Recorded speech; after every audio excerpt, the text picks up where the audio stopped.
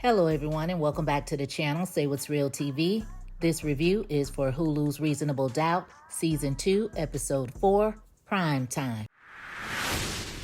In this week's episode, they provide a disclaimer letting DV survivors know that certain scenes may be triggering. If you or someone you know may be experiencing some type of relationship abuse of any kind, there is help and there's a number provided for you on the screen to call.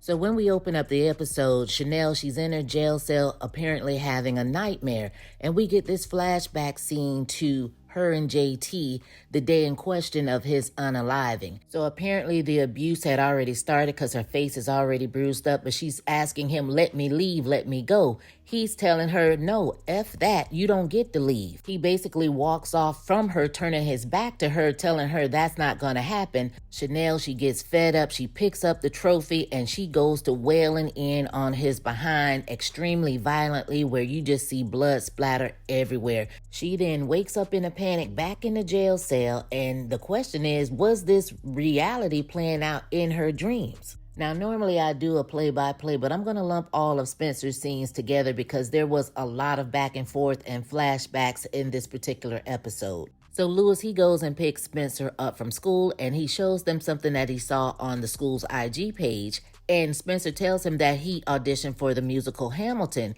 And Lewis seemed shocked by that. And Spencer was like, you know, I love music. So Lewis makes the smart remark like blasting Gunna is a lot different than wearing wigs and tights. But Lewis claims that it's cool, he just was surprised. So Spencer told him he kept it on the low because he didn't want it to conflict with basketball. And why did he say that? Lewis almost has a heart attack talking about, oh, you quitting basketball? Like, no, that's not what he said. So Lewis gets annoyed thinking it's about a girl, and Spencer tells him, no, it's not. He says, look, we've been about basketball forever. I just don't want you to regret it. Now, low key, I think Lewis is trying to question Spencer's masculinity. But for real, Lewis is worried about that basketball. Like, he wants to vicariously live through Spencer when it comes to these sports. Maybe feel like Spencer can be this all-pro, something he couldn't achieve back in his heyday because he was over there playing video games or what have you. So why can't Spencer do musicals? A lot of parents do that. They push these sports on these kids, and a lot of times the kids, that's not what they're really interested in. So then Lewis, he tries to talk to Jax about it, thinking that she was going to feel the same way he did, and she didn't. She thought it was cool that he auditioned for Hamilton, and he's like, well, what about basketball? Once again, he's more invested than anybody else. Jax was like, what about it? It's not like he was going all pro anyway, keeping it all the way 100. But Lewis is still over there saying that they have worked so hard over the summer. He's grown like 5 inches. It just all feels like a waste. And Jax looked at him like a waste. See, again, this is about Lewis's failed dreams and aspirations. You shouldn't feel like it's a waste that you're spending time with your son. It should be about the moments that the two of you are sharing. And side note, in this scene, we do see Lewis's hand all wrapped and bandaged up like, y'all just not gonna tell us what happened? But Jax, she does ask him how does his hand feel, and he says that the doctor said that it was cool but not its best with a game launch coming. So I'm guessing he may have carpal tunnel. But in the trailer, I thought for sure he had done hit a wall or somebody's face. So after Jax leave, Lewis gets a phone call from the school and we find out that Spencer has gotten suspended for fighting. So Lewis, he waited till he got home to ask for an explanation from Spencer, and he tells him that he was being bullied in the locker room after sitting there minding his own business, and he just had to do what he had to do because the guy wouldn't leave him alone. So Lewis at first told him next time just walk away, and then he dapped him up and said, look, sometime we as men, we got to do what needs to be done. And I felt like in that moment he was proud of Spencer because it showed him that his son wasn't soft. That was that low-key questioning his masculinity. So we later see Spencer on the phone basically telling one of his classmates that Sevy the bully would not be coming at him with any more of that gay stuff, but he had to dress up the story when he was talking to his dad so he can respect it. So Lewis comes in with a sandwich and he overhears what's being said, and he makes him get off the phone and he questions him about lying. So Spencer told him that Sevy came at him about all dudes on Broadway being gay, and Lewis was like, why would that bother you? So he takes this big deep gulp and was like, you know, there's nothing you can't come to us and talk about that we won't accept, like it's okay. And Spencer, he just flat out says, I know I ain't gay. But it does upset him when people think that he's something that he's not just because he wants to play ball and do plays. Like, why can't he do both? So Lewis was like, well, when did you start caring about what other people think? You can't let somebody's words make you mad. And Spencer had to tell Lewis it wasn't Sevy's words, it was his. He finally decided to go after something he's been wanting to do for a long time, and his dad was the first one to clown him about it, and he pretty much threw back into Lewis's face all the things he said to him about the wigs and the tights and only wanting to do plays because of a girl. So now Lewis is feeling foolish. He's stumbling and stammering over his words and apologizing, saying that he really didn't mean anything by what he said. But Spencer just felt like nobody is listening to him and he didn't want to talk about it anymore. So earlier over at the firm, we see Jax analyzing Chanel's psych eval when Daniel comes in. And in that conversation, we find out that Chanel has no clue about the $30 million. So she says. So Daniel, he puts his Columbo jacket on to go play detective, to go keep track of Adrian. And then we see Corey giving this presentation in the conference room saying that he's going to pitch a primetime interview with Chanel from jail. And of course, Jax is not all the way with it, so they have to have this side conversation about it. And he pretty much convinces her that this is what she needs. This is the last attempt to get her to look like a victim. And he has everything under control and halfway handled and approved. And she finally agrees, but he lets her know the one thing she has to do is get Chanel to agree to do it. So Jax, she goes over to the jail and basically convinces her and tells her that if she was in her shoes, she would absolutely do it, considering all of the bad press since Chanel went on the run. Thought it would be best for her now to tell her side of the story, but she was going to have to tell everything. So she pulls out these hideous wigs that Corey wanted her to wear and told her that there was going to be makeup there as well.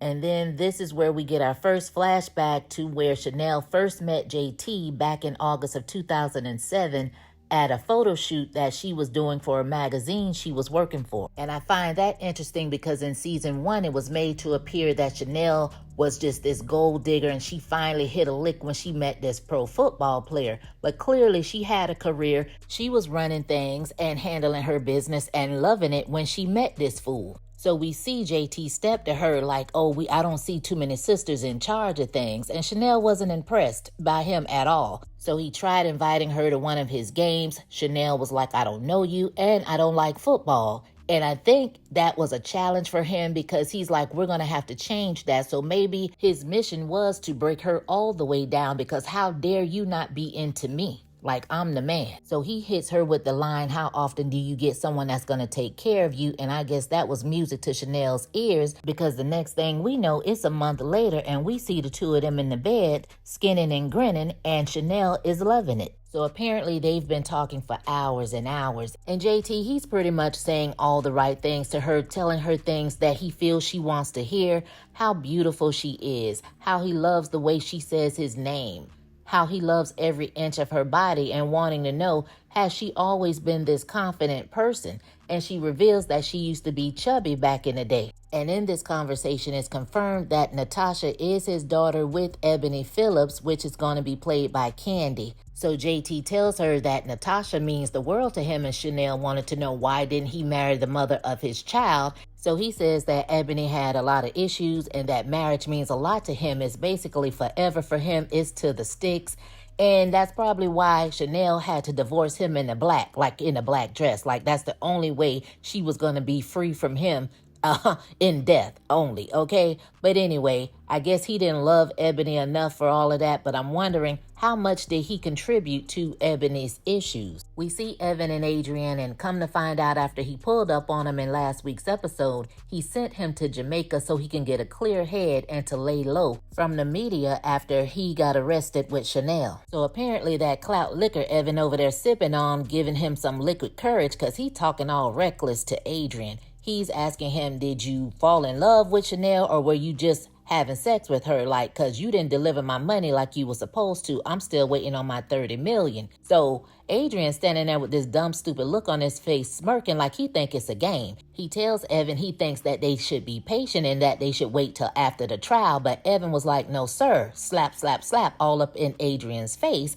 and pulls out a piece on him. Like, No, you're going to get me my money quick and in a hurry. So all of a sudden, he says, I can get you some of it. And that's exactly what Evan wanted to hear. And as Adrian is leaving, we see our boy Dan the man outside flicking up the pictures, taking it all in. So Daniel, he does some quick research and he calls Jax to give her an update and lets her know that he has spotted Adrian with some random guy and that the mansion that they're in, the deed online has the homeowner's name concealed. And of course, they're going to keep pursuing that until they find out that information. So we get to this primetime interview with Chanel, and we find out that the interviewer is the female that Corey was smashing in episode 1, Tanya Scoggins. And the two of them, they're going back and forth of what's going to be allowed in the interview.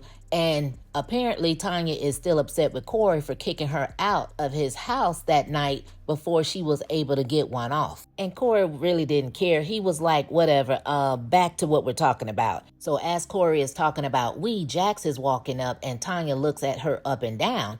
And they introduce themselves to each other as Jax is explaining to her she doesn't want Chanel's mental health affected by this interview. And Tanya is still a little cold with a little attitude, talking about this is an interview, not an inquisition. So she looks at Corey and rolls her eyes and says, maybe we'll all be satisfied. And she walks off and Jax picks up on it and like, are you sure she's 100 on this? And Corey was like 110, as if he knows she's going to do whatever it is he tells her to do. So we get into this interview with Tanya and Chanel and we have a flashback to 2010 when JT actually proposed to Chanel. And it pretty much was given manipulation. I mean, instead of him leading with the proposal, he did this whole roundabout way of asking her to support him like his other teammates have with their women and, you know, just up and leave your friends, family, and your career and come do what you need to do for me, basically. That's what it was given. And Chanel was like, no, she was stubborn about it. She was standing on business until he whipped the ring out. And Chanel was happier than a kid in a candy store. So back in the interview, she tells Tanya that she loved him from the beginning all the way to the end. So Tanya, she brought out the pictures and asked Chanel why was she hiding them in her safe deposit box. And Chanel said she was not hiding them. She had them there just in case JT unalived her. She would have proof that he was doing those things to her. So Tanya then wanted to know, when did the physical abuse actually start? And we get another flashback to 2017. So it's the night of his retirement party and Chanel, she's trying to clean up and asking for help. And of course, he's not budging. He'll get to it when he gets to it. So Chanel is getting flip at the mouth, basically telling him, look, it's not like you got anything else to do. So why she say that? Because of course he's in his feelings. He's not playing anymore. So apparently he probably still wants to play and can't, and probably had to retire early due to injuries or whatever. So he feels the need to throw up in her face that he pays all the bills and she was so quick to quit her job and this and that and the other. But didn't you want her to quit her job? Didn't you want her to come move away from her friends and family to come and support you? Didn't you undermine what she was doing because what you were doing paid so much more? Like, what's a gig compared to an NFL rate? Like, isn't that what you said? So what? You wanted that. You wanted a housewife to be there to cater to your every raggedy ass need. And Chanel did let it be known that it was never about the money for her. And even after all of that, for some reason, Chanel cared to know who he was texting. And he was like, oh, don't do that. Like, you don't want to know. And she kept persisting. And he said, oh, so you really wanted to know. And he shows her someone sending him pictures of their breasts, talking about, oh, she's young and everything is in place. I knew you was going to get fat after the baby and all of that. Just throwing back into her face what she confided in him when they first met. So he grabs her arm and she snatches away like, let go of me, I'm not one of your groupies. And he pushes her into the wall real hard. And he says, you take the trash out. I said, oh, no, sir. So back in the interview, Tanya kind of starts victim blaming Chanel for choosing to stay with JT. And Chanel hit her back with, have you never been in a relationship where you stayed longer than you wanted to? And the look on Tanya's face said a lot, as if she thought about what she had going on with Corey. So she changes the subject and wanted to talk about the 911 call. So Tanya plays the call. Now, mind you, her and Corey had a conversation prior to the interview saying that he did not want that played. And they argued back and forth about it. So apparently she just decided she was going to do what she wanted to do. As the call is playing, you can see Chanel being triggered and she's getting upset. Jax is fussing at Corey about it, and he has to remind her that she is too emotionally invested in the case. So Jack, she storms out so she can go and put a stop to this. And now Corey's upset. Tanya is definitely hotter than fish grease, and they send Chanel back to her cell. And just like that, we have Jack somewhere in the corner having a panic attack. My thing is, didn't Chanel wait 2 hours before she called 911? So it was like it wasn't in the moment that it happened. So it's like she was acting, right? But nevertheless, Daniel is still on detective duty following Adrian around, and we see him coming out of a bank, and he rips up his bank receipt and puts it in the trash like a fool. So that was right up Daniel's alley because he got his gloves and he went dumpster diving. So Jack, she goes in to talk to Chanel, and basically Chanel is feeling some kind of way, saying that maybe it is her fault, like nobody had to be unalived and she should have left a long time ago. Jack, she brings up Damon and all the emotions that she's been feeling ever since that, and how she's ended up on antidepressants about the whole situation. And she's basically telling Chanel that she's strong and they shouldn't have to defend themselves against these insecure, unstable men. So Corey and Tanya, they have some banter back and forth, and then we see Chanel coming back out to continue the interview. So Tanya, she brings up all the different charities and foundations that JT has been a part of over the last decade. And Chanel's response was, well, so did Bill Cosby.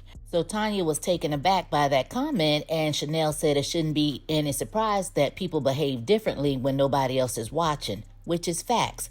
Corey acts like he doesn't know her in public, but he blows her back out behind closed doors. So we get another flashback, and this is 3 months prior to JT's unaliving at one of his fundraisers, and we see Adrian up there giving a speech. He's up there praising JT, giving him all his flowers and just giving him all the things, right?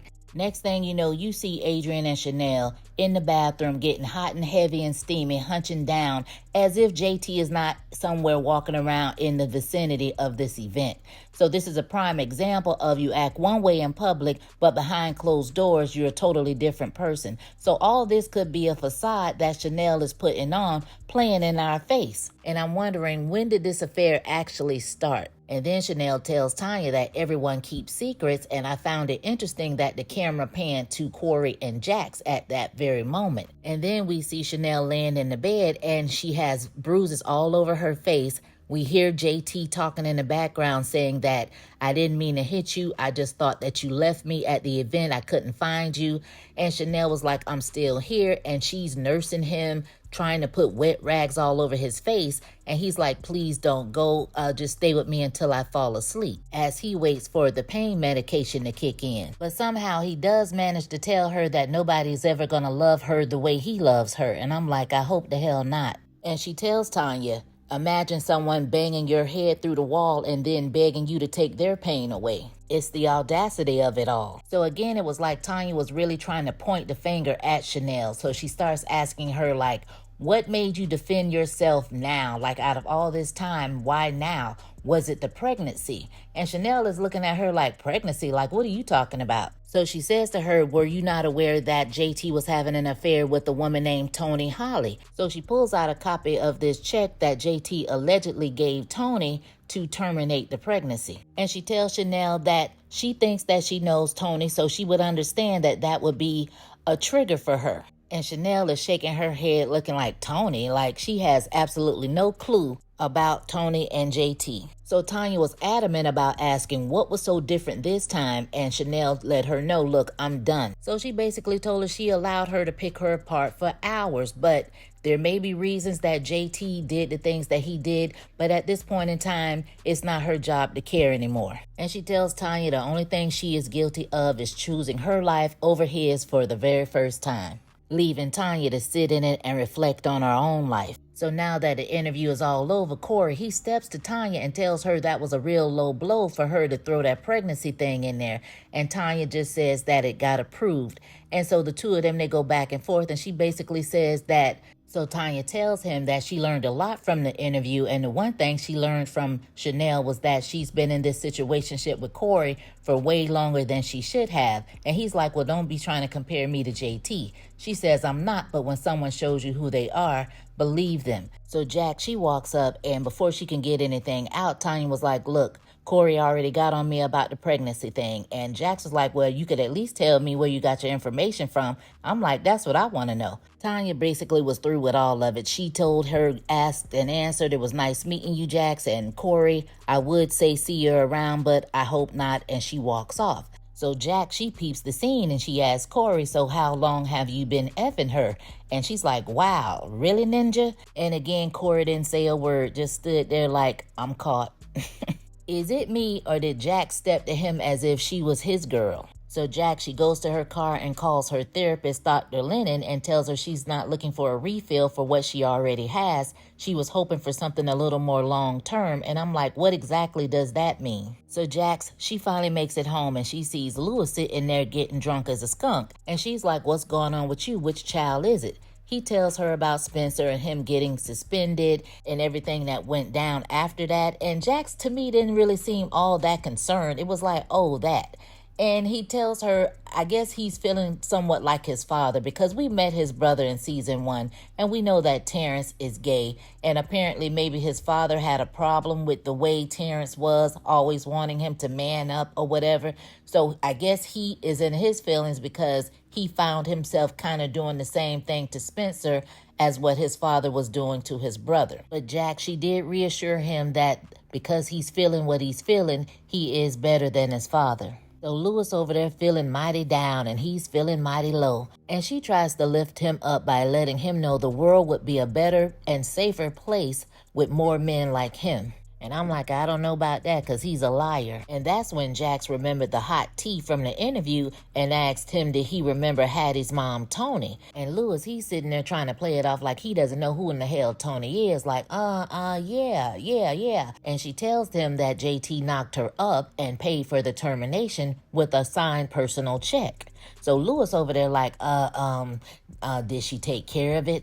And Jax tells him she did not. She was talking to some of the moms at the school, and Tony is definitely showing. So now Lewis is looking real stupid in the face, as he should, because first of all, last week, you said that you guys needed to be honest. You needed to keep it 100 even through your mistakes. You have yet to tell her the truth. Jax flat out asked you, did she know the woman, and you told her no. So what if Tony gets called to the witness stand and it comes out in court in front of everybody and Jax is blindsided? You're done. You're through. Now here's the thing. We saw Tony and Lewis hunch one time in season 1 on camera. Now there is proof that condoms were available. Now whether they actually made it on the pita, we really don't know. Did she poke holes in it? We don't know. Did it pop off? Did it slide off? We have no idea. My whole point with Lewis is I don't know if this is his baby or not. The thing that gets me with him is he lied to her about who the person was. That's the thing that I don't like. Because at the time he was hunching Tony, Jax was over there hunching everybody else. So can she really be mad? Hell, I thought she was pregnant the way she was throwing up in the courthouse. So do you guys think that Lewis is Tony's baby daddy? Because we may have to pull Maury out of retirement for this one because she does sleep around, okay? And another thing, how is it that Lewis hasn't even seen Tony? He literally met her taking the kids and picking them up from school. So how all of a sudden he haven't seen her in months to where he doesn't know if she's showing or not? So somebody's at their door and it's Daniel. So Jack, she goes to talk to Daniel to see what he's found out playing detective all day. So he gives her the rundown on Evan, and he is JT's business manager. Basically, he's doing a whole lot of shady stuff under JT's name because he has this Will Goose LLC that JT apparently has under his name, but Evan is reaping all the benefits from it. So Jax tells Daniel that athletes do this all the time, and he tells her that this was set up 2 days before JT was unalive. So we see Chanel sitting in her jail cell, and we get another flashback showing the day that JT was unalive, but it's completely different from what we saw in the beginning of the episode. We see Chanel trying to leave. She has her bags. JT tries to stop her, basically tells her she's not going anywhere, and things get physical, it gets brutal, and he starts choking the life out of her, like literally, to the point where somebody comes from behind and hits JT over the back of the head. We never see the person, but when Chanel finally catches her breath and she sees the person, she is absolutely shocked and I'm sure grateful at the same damn time. And for a split second, we pan back to Jax and Daniel, and she says, what if Chanel is trying to protect someone? And we then go to Chanel's jail cell, and she's asking herself, what have I done? And that's where the episode ends. Woo, child. What did you guys think of this week's episode? It was a lot going on. Which version of the flashbacks are you going with? The one where Chanel went behind JT and brutally attacked him from behind? Or the one where he was choking her and somebody came up and saved her life and she's protecting that person? Do you guys think that Lewis is the father of Tony's child? And how is Jax going to react when she finds out? Inquiring minds want to know. Drop down in the comments. Let me know what your thoughts are. As always, you guys, thanks for watching. Thanks for listening. And I'll catch you on the next one. Peace.